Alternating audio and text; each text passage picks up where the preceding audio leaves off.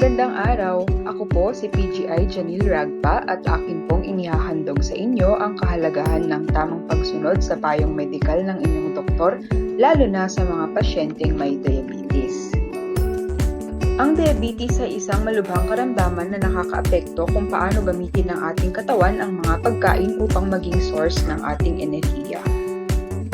Ilan sa mga sintomas ng diabetes ay ang madalas na pag-ihi, labis na pagkauhaw at pagkagutom, pagbawas ng timbang, biglaang panlalabo ng mata, labis na pagkahapo, pagkakaroon ng mga sugat na hindi gumagaling, at madalas na pagkakaroon ng infeksyon gaya ng UTI.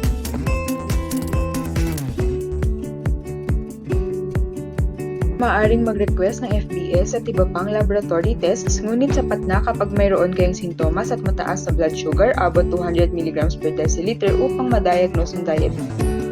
Kalimitan ay papayuhan na kayo ng doktor na uminom na ng mga gamot para sa inyong diabetes.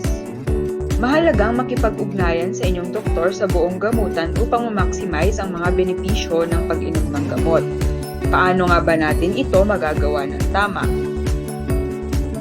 Mag-set ng alarm para sa tamang oras ng pag-inom ng gamot. Gumawa ng medication diary, inotang mga araw, isama na rin ang dosage at oras, at ugaling i-check ito araw-araw.